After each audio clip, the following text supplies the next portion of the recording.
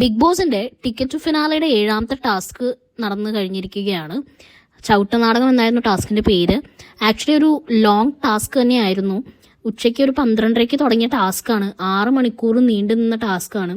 ഒടുവിൽ നോറയാണ് ഫസ്റ്റ് പൊസിഷനിൽ എത്തിയിരിക്കുന്നത്. സെക്കൻഡ് ഋഷി, തേർഡ് അർജുൻ എന്നിവരാണ്. സത്യം പറഞ്ഞാൽ ടഫ് ടാസ്ക് തന്നെയായിരുന്നു. പക്ഷെ നമുക്ക് കണ്ടിരിക്കാൻ വേണ്ടിയിട്ട് വളരെ ബോറിംഗ് ആയിരുന്നു. എസ്പെഷ്യലി നമ്മൾ ലൈവ് കാണുകയാണെങ്കിൽ ശരിക്കും മടുത്തു പോകും. കാരണം എനിക്ക് തോന്നുന്നു 12:30 ഉറങ്ങാൻ കിടന്നവർ മിക്കവാറും ആ 6 മണിക്കൂറത്തെ ടാസ്ക് കഴിഞ്ഞപ്പോഴായിരിക്കും എണീറ്റിട്ടുണ്ടാവുക.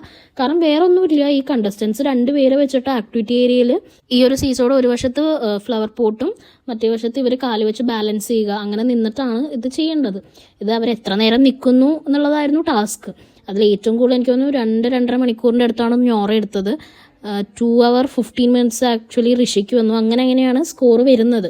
ഈ ബോഡി വെയ്റ്റ് കൂടുതലുള്ളവർക്ക് ആക്ച്വലി ഈ ടാസ്ക് ചെയ്യാൻ വളരെ ബുദ്ധിമുട്ടാണ്. അതുകൊണ്ട് തന്നെ ജാസ്മിനൊക്കെ അധികം നിൽക്കാണ്ട് തന്നെ പോയി. പിന്നെ ജിൻഡോയ്ക്കും അധികം നിൽക്കാൻ സാധിച്ചില്ല. പിന്നെ ഒരുമാതിരിപ്പെട്ട എല്ലാവരും തന്നെ വേഗം പോകുന്നുണ്ടായിരുന്നു.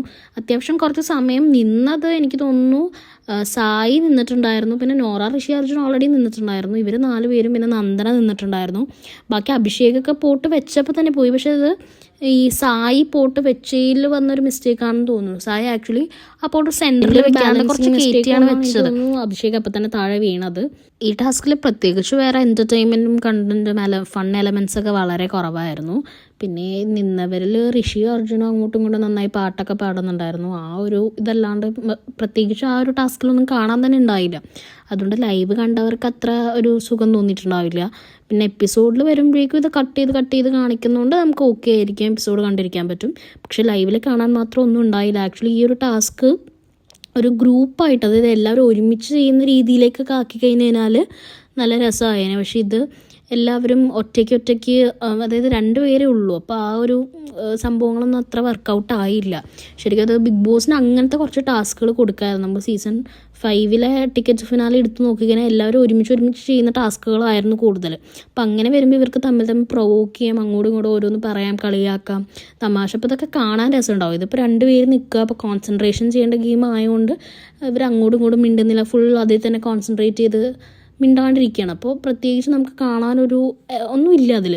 ഋഷി ആക്ച്വലി ഇതുപോലൊരു സംഭവം ഈ ടാസ്ക് സ്റ്റാർട്ട് ചെയ്തപ്പോൾ ഇവർ 2 പേര് വെച്ച് ഗെയിം കളിക്കുന്നു. അപ്പോൾ ബാക്കിയുള്ളവർ ഓഡിയൻസായിട്ട് അവിടെ കണ്ടുകൊണ്ടിരിക്കുന്നുണ്ടായിരുന്നു. അപ്പോൾ ഋഷി ആക്ച്വലി ഈ സംഭവം പറഞ്ഞു. പക്ഷേ ബിഗ് ബോസ് അതിന് എഗെയിൻസ്റ്റ് ആയിട്ടാണ് പറഞ്ഞത്. ഇപ്പോൾ ബിഗ് ബോസ് ശരിക്കും ബിഗ് ബോസിനെതിരെ വന്നൊരു ക്രിറ്റിസിസം അംഗീകരിക്കാൻ പറ്റിയില്ല.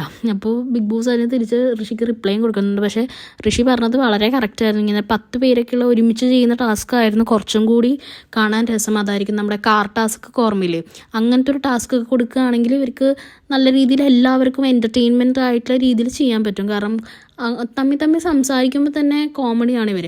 അപ്പോൾ ആ ഒരു ഫൺ എലമെൻറ്റ്സ് ഒക്കെ കൂടി കിട്ടുമ്പോൾ നമുക്ക് കാണുന്നവർക്ക് അതൊരു നല്ല രസമായിട്ട് തോന്നും, ഒരു എൻ്റർടൈൻമെൻ്റ് ആയിട്ട് കാണുന്നവർക്കും തോന്നും. ഇത് എങ്ങനെയെങ്കിലും ഇപ്പം ഞാനൊക്കെ ലൈവ് കണ്ടപ്പോൾ എങ്ങനെയെങ്കിലും ഇതൊന്ന് കഴിഞ്ഞാൽ മതി. കുറേ നേരം നമ്മൾ വിചാരിക്കുന്നത്, എനിക്കത് ബിഗ് ബോസും വിചാരിച്ചത് ഇവരാരും അധികം നിൽക്കില്ല, എല്ലാവരും പെട്ടെന്ന് വീഴും, അതുകൊണ്ട് ഈ ടാസ്ക് പെട്ടെന്ന് തീർക്കാം എന്നുള്ള മൈൻഡിലായിരിക്കും ബിഗ് ബോസ് ഇത് കൊടുത്തത്. പക്ഷേ ഇത് ആക്ച്വലി വളരെ, അതായത് ബാലൻസ് ഒക്കെ ഉള്ളവർക്ക് വളരെ സിമ്പിളായിട്ട് കുറേ നേരം നിൽക്കാം.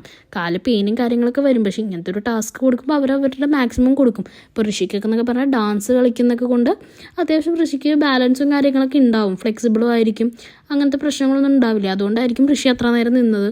നോറ പറയുന്നുണ്ട് നോറയ്ക്ക് ബാലൻസ് ഇല്ല, ഒട്ടും ബാലൻസിങ് ഇഷ്യൂ ഉള്ള ആളാണെന്നൊക്കെ. പക്ഷേ നോറ നല്ല രീതിയിൽ പെർഫോം ചെയ്തു. അതുകൊണ്ട് ടപ്പിൽ നിന്ന് നോറയുടെ സ്കോർ 3 ആയി.